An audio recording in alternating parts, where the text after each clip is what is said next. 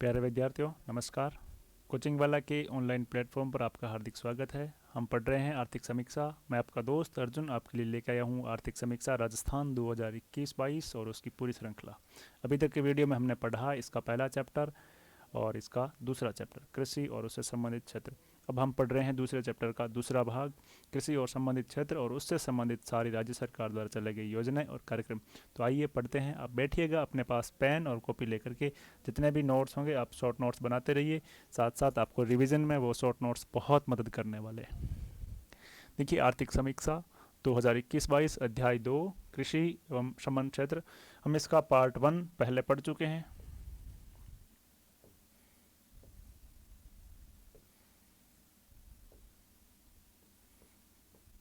Part 1 इसका हम लोग पूरा का पूरा पढ़ चुके हैं। पिछले वाला वीडियो आपको लिंक मिल जाएगा उसका। इसके हम दूसरा भाग पढ़ रहे हैं। इसी अध्याय 2 का दूसरा भाग पढ़ रहे हैं कृषि विभाग द्वारा क्रियान्वित की जा रही प्रमुख योजनाएं एवं कार्यक्रम, the major schemes and programmes implemented by agriculture department. समीक्षा में जितने भी आपकी योजनाएं हैं उनको संकलित करते हुए, उनको समाहित करते हुए एक ही वीडियो में कृषि से संबंधित सभी योजनाएं आपके लिए लेके आया हूँ। आइए पढ़ते हैं। चलिए पहली योजना की तरफ चलते हैं। पहली योजना है मुख्यमंत्री बीज स्वावलंबन योजना। इसका क्या उद्देश्य है? तो इसका उद्देश्य है कृषकों द्वारा स्वयं के खेतों में अच्छी किस्म के बीज निर्माण को बढ़ावा देना। जो किसान फसल बोते हैं अगले साल जो किसान फसल बोते हैं उनमें जो प्रोडक्शन होता है उसमें से कुछ बीज निकाल करके अगले साल तक उसको बुआई के लिए रखना इस योजना का मुख्य उद्देश्य है। इससे क्या फ़ायदा होगा? इससे किसानों को नए बीज नहीं खरीदने पड़ेंगे, उनकी लागत कम होगी, यानी कि बीज के मामले में किसान स्वावलंबी हो सकेंगे। उसके बाद प्रारंभ में इस योजना का क्रियान्वयन राज्य के 3 कृषि जलवायु खंडों, पिछले वीडियो में हम पढ़ चुके हैं कि राज्य को कुल 10 कृषि जलवायु खंडों में बांटा गया। कौन कौन से थे वो आपको वीडियो में पूरा समझाया गया। जब ये योजना शुरू की गई तो इसे केवल कोटा, भीलवाड़ा और उदयपुर के कृषि जलवायु खंडों में ही इसे लागू किया गया था, लेकिन 2018-19 से राज्य के समस्त 10 कृषि जलवायु खंडों में क्रियान्वित की जा रही। अब मैं आपको बताऊं कि शॉर्ट नोट्स कैसे बनाने हैं। इस पूरी योजना को आपको 3-4 लाइनों में लिख देना है। क्या लिखना है कि अच्छी किस्म के बीज स्वयं द्वारा तैयार किए जाएं,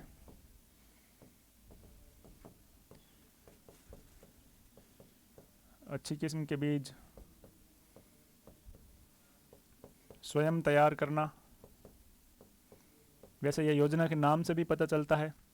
फिर आप इसमें लिख सकते हैं कि ये शुरुआत हुई है वो 3 कृषि जलवायु खंडों से हुई है। कौन कौन से? तो वो आपको नाम लिख देना है कि कोटा, भीलवाड़ा और उदयपुर से।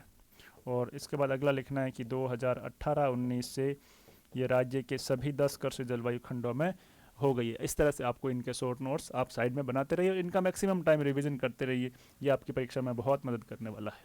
आइए चलते हैं दूसरी योजना की तरफ। हाँ, दूसरी योजना है महिलाओं के प्रशिक्षण के संबंधित ट्रेनिंग फॉर वुमेन्स। कृषि क्षेत्र में ये किस प्रकार से है?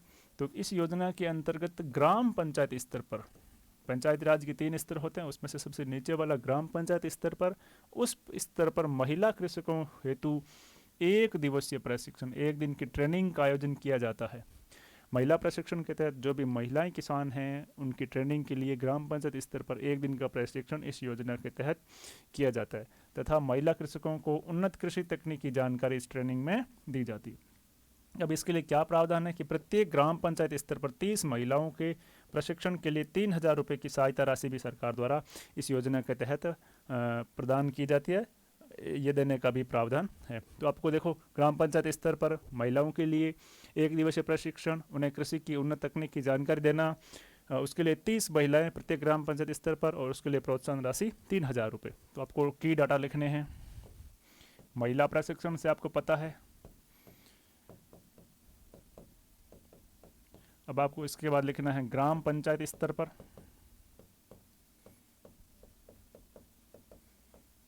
फिर लिखना है 30 महिलाएं और 3,000 रुपये प्रोत्साहन राशि या इस पर ट्रेनिंग पर व्यय करने का प्रावधान। बस ये आपके शॉर्ट नोट्स बन गए। इस तरह से आपको शॉर्ट नोट्स बनाते चलना है। कृषि क्षेत्र की अगली योजनाओं के बारे में आते हैं कि जो कृषि क्षेत्र में गर्ल्स पढ़ रही है उनको भी प्रोत्साहन राशि देने का भी प्रावधान है। कृषि क्षेत्र में अध्ययनरत छात्राओं को प्रोत्साहन राशि, incentive to girls in agriculture education. क्या क्या राशि है आइए देखते हैं। जो सबसे पहली है वो 12th क्लास में जो छात्राएं अध्ययन कर रही है उनके लिए 5,000 रुपये प्रति वर्ष प्रति छात्रा की प्रोत्साहन राशि देय है। जिस भी गर्ल्स ने 12वीं कक्षा एग्रीकल्चर से उत्तीर्ण की है या उसमें अध्ययनरत है उन्हें 5,000 रुपये की राशि प्रदान की जाती है। जिसने स्नातक किया है, ग्रेजुएशन किया है कृषि सेक्टर में, कृषि संकाय से, उन्हें 12,000 रुपये प्रति वर्ष प्रति छात्रा, और जिसने MA किया है, स्नातकोत्तर या PhD का किया है कोर्स, उसे 15,000 रुपये प्रति वर्ष प्रति छात्रा देय है। ये प्रोत्साहन राशि भी इनको दी जाती है इस योजना के तहत। आगे बढ़ते हैं इसकी आगे वाली योजना की तरफ कि चौथी जो योजना सर्वे में है वो है कृषि प्रदर्शन, एग्रीकल्चर डेमोस्ट्रेशन। इसकी जो टैग लाइन है, देख कर विश्वास करने, सीइंग इज बिलीविंग। देखकर विश्वास करने के कृषि सिद्धांत पर कृषि तकनीकों को प्रसारित करने हेतु कृषकों के खेतों पर फसल प्रदर्शन आयोजन किए जा रहे हैं। यानी कि आपको चीज़ें दिखाई जाएगी, उनका प्रदर्शन किया जाएगा, उसके आधार पर किसान है जो सीखेंगे वो इस योजना के तहत क्रियान्वित किए जा रहे हैं। ये बहुत महत्वपूर्ण योजना है। यहाँ से सवाल आने की पूरी संभावना बनी रहती है। Zero budget natural farming, ZBNF, इसके ऊपर इम्पोर्टेंट लगा लीजिएगा, बहुत महत्वपूर्ण योजना है। आइए क्या क्या प्रावधान है इसमें देखते हैं।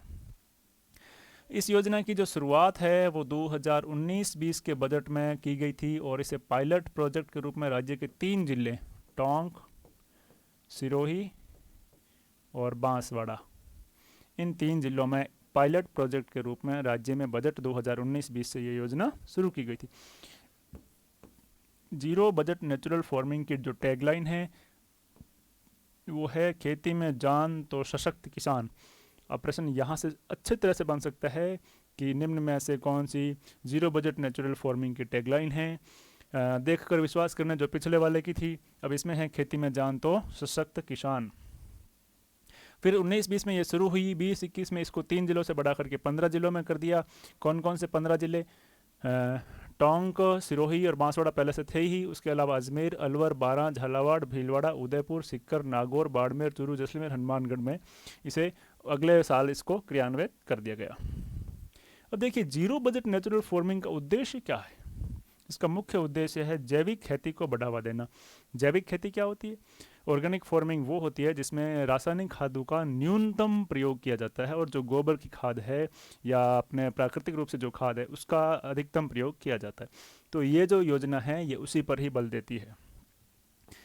इसमें रासायनिक खाद का न्यूनतम प्रयोग करना और रसायन मुक्त खेती पर बल दिया जाता है। खेती में बिल्कुल किसी भी तरह का रसायन जो हम खेतों में यूरिया, DAP इस तरह से डालते हैं वो बिल्कुल उसका न्यूनतम स्तर पर प्रयोग हो या उनका प्रयोग नहीं हो। ऐसे जीरो बजट यानी कि किसान को जो खेती कर रहे हैं उनका बजट जीरो होगा, उनको कोई लागत नहीं होगी और उसके बाद वो नेचुरल फार्मिंग करेंगे, प्राकृतिक तरीके से वो खेती करेंगे। इसमें एक प्रावधान ये भी है कि ग्राम पंचायत स्तर पर चयनित किसानों को 2 दिवसीय प्रशिक्षण भी दिया जाता है। 2 दिन की ट्रेनिंग ग्राम पंचायत स्तर पर इस योजना के माध्यम से भी किसानों को दी जाती है। किसानों के लिए खेती को अधिकतम लाभदायक बनाना और कृषि लागतों को न्यूनतम करना, यानी कि किसान अपनी खेती से अधिकतम कमा सके। कैसे कमाएंगे? जब उनकी लागत कम होगी, कृषि पर वो बहुत कम उनकी कॉस्ट आएगी तो वो अधिकतम कमा सकेंगे। तो ये योजना है वो पूरी की पूरी बहुत अच्छी योजना है और इसके बारे में आपको इसकी पूरी जानकारी होनी चाहिए। इंपॉर्टेंट लगा लीजिएगा, इस योजना से सवाल आने के बहुत अधिक चांसेस है। बढ़ते हैं अगली योजना की तरफ। कृषि क्षेत्र की अगली योजना है राष्ट्रीय खाद्य सुरक्षा mission, national food security mission. केंद्र सरकार की ये प्रमुख योजना है। सेंट्रल गवर्नमेंट द्वारा, भारत सरकार द्वारा इस योजना को लागू किया गया था।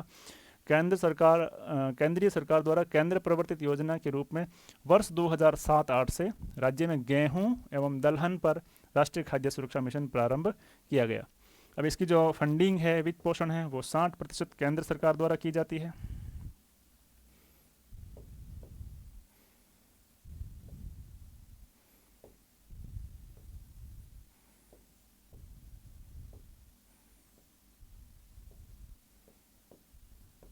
इसके लिए 60% जो पैसा है वो सेंट्रल गवर्नमेंट देती है और 40% इस पर पैसा है वो राज्य सरकार द्वारा दिया जाता है। यह कृषि के क्षेत्र की जितनी भी अधिकतम योजनाएं हैं उनकी फंडिंग का जो पैटर्न है वो 60:40 है, 60-40 का रेशियो रहने वाला है। आगे देखते हैं, आगे बढ़ते हैं। अगली प्रमुख योजना राष्ट्रीय कृषि विस्तार एवं तकनीकी mission, national mission on agriculture extension and technology, NMAET। इसका क्या उद्देश्य है? इसका उद्देश्य है कृषि विस्तार का पुनर्गठन एवं सशक्तिकरण करना है, जिसके द्वारा किसानों को उचित तकनीकी एवं कृषि विज्ञान की पद्धतियों का हस्तांतरण किया जाए, किसानों को टेक्नोलॉजी ट्रांसफ़र की जाए, किसानों के पास अच्छी टेक्नोलॉजी हो जिससे वो खेती कर सकें। ये इस मिशन का पूरा उद्देश्य है। इसका भी फंडिंग पैटर्न वित्त पोषण 60:40 है। 60% केंद्र सरकार द्वारा और 40%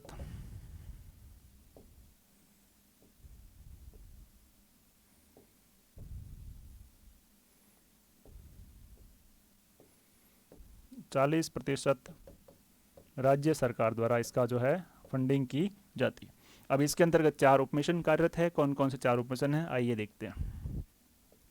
NMAET के तहत जो पहला उपमिशन है वो कृषि विस्तार पर उपमिशन है, submission on agriculture extension SMAE है। दूसरा जो है वो बीज एवं रोपण सामग्री पर उपमिशन है, submission on seed and planting materials पे है। तीसरा कृषि यंत्रीकरण पर उपमिशन है, सबमिशन ऑन एग्रीकल्चर मैकेनाइजेशन पर है। और जो चौथा उपमिशन है वो कृषि में राष्ट्रीय ई गवर्नेंस प्लान पर है, national e governance plan in agriculture पर। तो इस तरह से ये NMAET पे 4 उपमिशन कार्यरत है। अगली हमारी जो कृषि क्षेत्र की प्रमुख योजनाएं निकल करके आती है वो है राष्ट्रीय टिकाऊ खेती mission, NMSA, national mission for sustainable agriculture.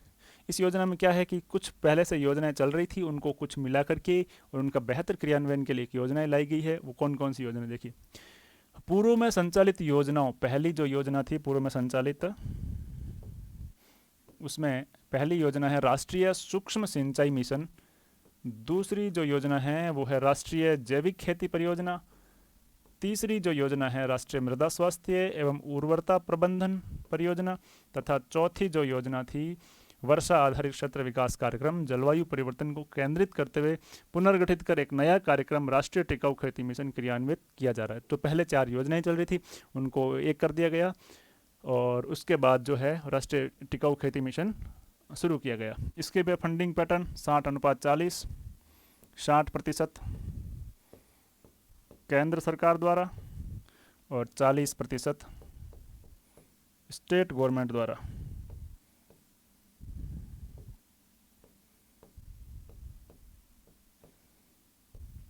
राज्य सरकार द्वारा। इस योजना में भी 4 सबमिशन क्रियान्वित है।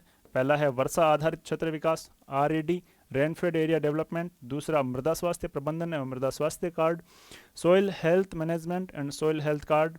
तीसरा परंपरागत कृषि विकास योजना, PKVY।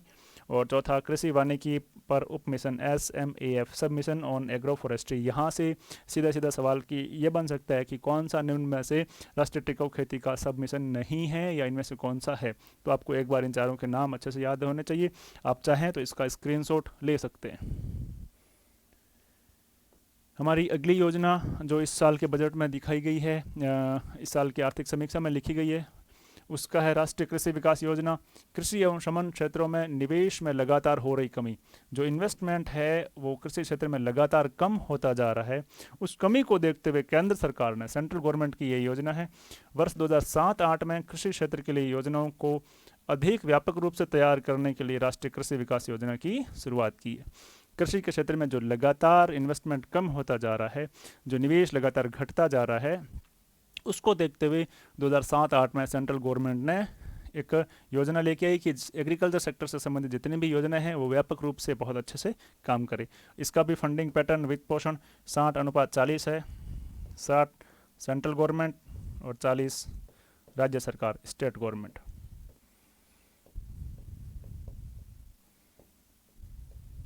उसके बाद अब अगली योजना, आप इसका स्क्रीनशॉट ले लें। प्रधानमंत्री कृषि सिंचाई योजना, PMKSY। इस योजना का नोडल विभाग उद्यानिकी विभाग है।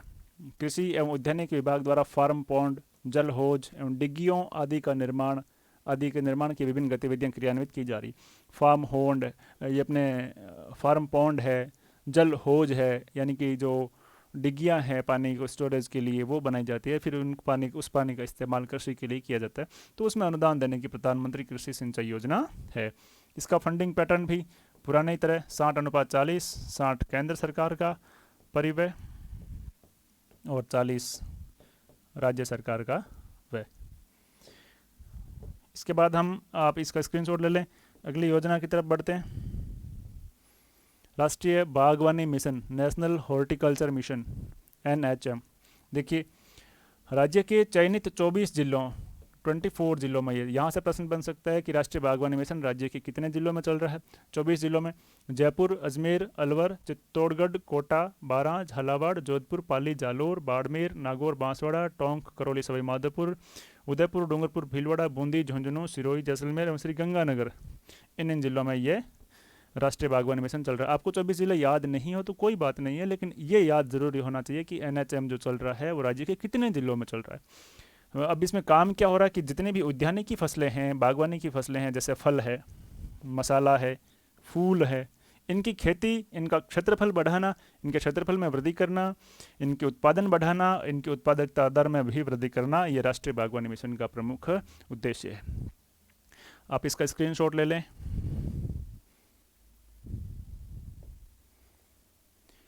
नेक्स्ट योजना, अगली योजना सौर ऊर्जा आधारित पंप योजना। ये काफ़ी इंपॉर्टेंट है, प्रधानमंत्री कुसुम योजना कंपोनेंट बी।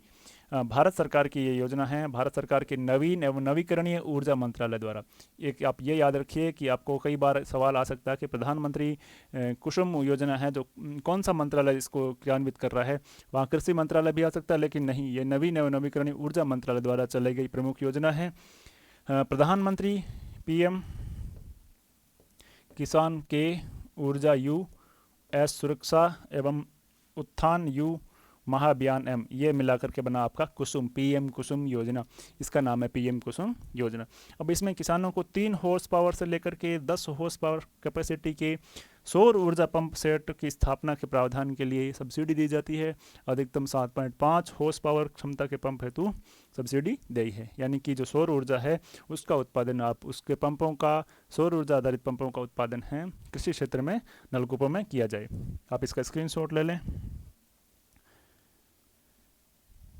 नेक्स्ट जो हमारी योजना है, ये काफ़ी महत्वपूर्ण योजना है। इस योजना का संबंध कृषि विपणन से संबंधित है। यह योजना हमारी कृषि विपणन से संबंधित योजना है।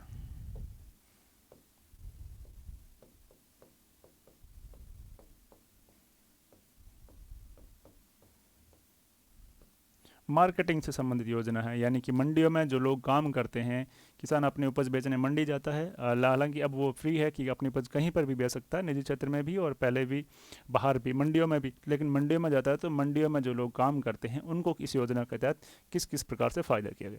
महात्मा ज्योतिबा फुले मंडी श्रमिक कल्याण योजना 2015। आइए देखते हैं इसकी मुख्य विशेषता क्या है। पहली जो इसकी मुख्य विशेषता है वो प्रसूति अवकाश है। जो महिला अनुज्ञप्ताधारी है, जो महिला हमाल है, हमाली का जो काम करती है, वो ऐसे श्रमिकों को अधिकतम 2 प्रसूति के लिए, 2 बार डिलीवरी के लिए राज्य सरकार द्वारा अकुशल श्रमिक की दर पर, राज्य सरकार द्वारा कुशल, अकुशल, अर्धकुशल, इस प्रकार के श्रमिकों की कैटेगरी होती है। तो अकुशल श्रमिक के रूप में निर्धारित जो दर है, उस दर से 45 दिन का वेतन इस योजना के तहत जो हमाली का काम करने वाली महिलाएं हैं उनको भुगतान किया जाता है। साथ में 45 दिन का अवकाश भी उनके लिए देय है। इसके साथ साथ पितृत्व अवकाश है। ये तो बात हुई महिलाओं की, तो जो पिता बनते हैं उनके लिए भी कुछ 15 दिन की छुट्टियां हो, है ना, मंडी में काम करने वाले। तो पुरुष श्रमिक जो भी है उनको भी 15 दिन का मजदूरी के समतुल्य राशि का भुगतान किया जाता है। और यह भी अकुशल श्रमिक की जो दर है उसके अकॉर्डिंग ये भी होता है। महिलाओं के लिए 45 दिन का, अधिकतम 2 डिलीवरी का, पुरुष के लिए 15 दिन का, दोनों बार ये है जो देय है। आप चाहें तो इसका स्क्रीनशॉट ले लें। अब महात्मा ज्योतिबा फुले मंडी श्रमिक कल्याण योजना की अगली विशेषता क्या है, तो ये विवाहों के लिए भी सहायता उपलब्ध करवाती है। कैसे? जो महिला अनुज्ञप्ताधारी है वो खुद का विवाह हो तो 50,000 रुपये की सहायता राशि, और उसके कोई भी पुरुष या महिला श्रमिक हो और उसकी बेटियों की शादी हो तो भी 50,000 रुपये की सहायता राशि देय होगी। और ये अधिकतम 2 पुत्रियों के लिए ही देय होगी। 2 बेटियों की शादी के लिए दोनों बार 50,000 रुपये उनको देय होगी। या खुद की महिला जो खुद की शादी है, जो मंडी में काम करती है, उसका भी 50,000 रुपये इस योजना के तहत सहायता राशि देय है। अगली जो इसकी विशेषता है वो है छात्रवृत्ति सहायता।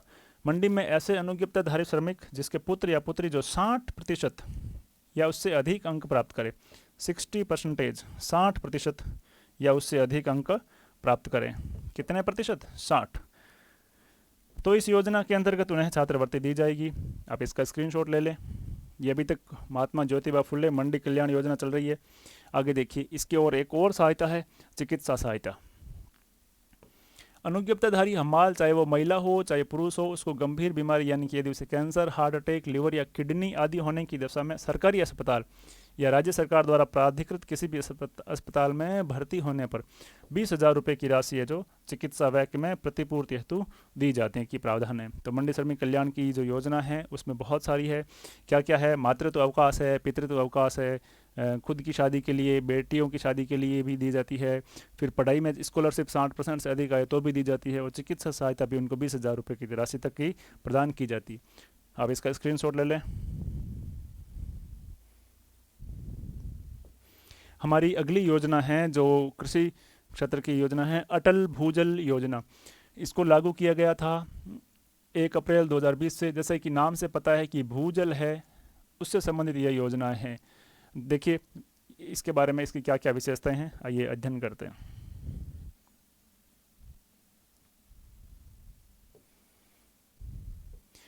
एक तो ये भारत सरकार, इंडिया गवर्नमेंट ऑफ इंडिया और विश्व बैंक दोनों के सहयोग से संचालित है। दोनों का योगदान है वो 50-50% का है, भारत सरकार और वर्ल्ड बैंक।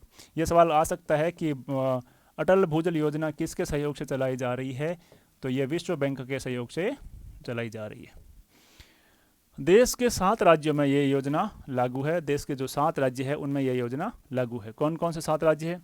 हरियाणा, गुजरात, कर्नाटक, महाराष्ट्र, राजस्थान, उत्तर प्रदेश और मध्य प्रदेश। इन 7 राज्यों में यह योजना लागू है। किसके सहयोग से चलाई जा रही है? विश्व बैंक की। उसकी भागीदारी कितनी है? 50%। और 50% भागीदारी भारत सरकार की।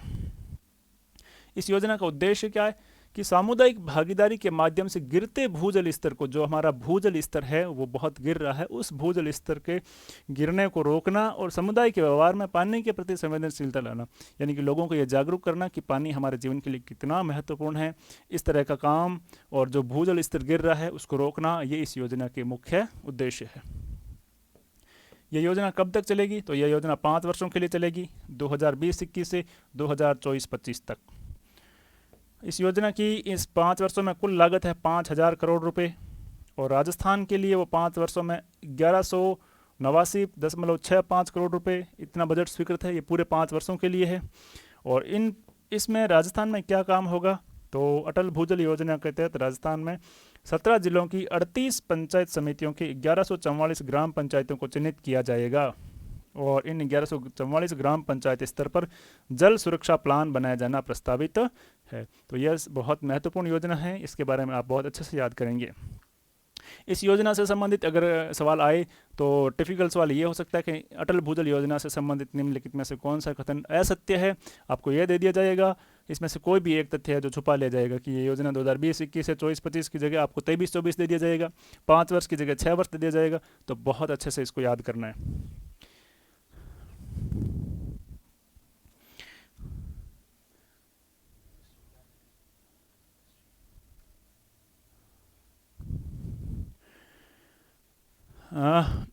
ये हमारी थी कृषि क्षेत्र से संबंधित प्रमुख योजनाएं। उम्मीद करता हूं कि आपको सर्वे से संबंधित, कृषि सेक्टर में अध्याय 1 से संबंधित जितनी भी योजनाएं थी मैं आपके लिए एक ही चैप्टर में लेकर के आया हूं। आप अपने शॉर्ट नोट्स बनाएं। उम्मीद करता हूं आपको ये वीडियो पसंद आएगा। और जब वीडियो को पसंद आए तो इसे लाइक, शेयर और सब्सक्राइब ज़रूर करें। बहुत बहुत धन्यवाद।